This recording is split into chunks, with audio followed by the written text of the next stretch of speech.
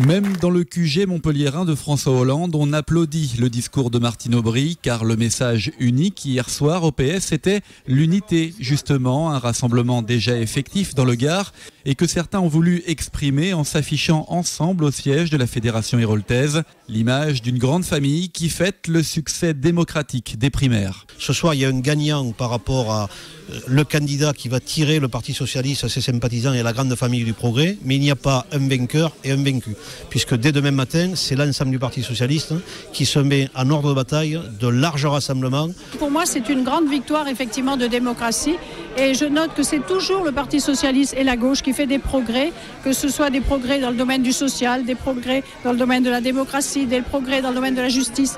Donc ce soir, nous avons un candidat qui s'appelle François Hollande. Qui a une grande légitimité puisqu'il y a près de 3 millions de Français qui ont été votés, qui l'ont investi. Donc nous avons un candidat, c'est François Hollande. Nous sommes tous derrière lui et nous ferons tous campagne derrière lui. C'était le sens des primaires. Et la victoire du candidat Hollande a été très large dans l'Hérault et le Gard, 61,5% des suffrages, c'est 5 points de plus qu'au niveau national. Côté mobilisation, le Gard passe la barre des 30 000 votants, c'est 2500 de plus qu'au premier tour. Et les Héroltais ne sont pas en reste, un compteur à plus 4 000 par rapport au 9 octobre avec un total qui frise les 56 500 électeurs. On a vu énormément de gens nouveaux venir pour se mobiliser pour ce deuxième tour. Donc on voit bien que le premier tour a été un tour où chacun a pu librement s'exprimer en fonction de ses tendances. Et le second, c'était vraiment un tour pour aller à la gagne, pour aller vers celui qui était le plus rassembleur, qui nous donnait le plus de chances de gagner la troisième partie. On a compris aujourd'hui que nous avions un leader incontestable et incontesté en la personne de François Hollande.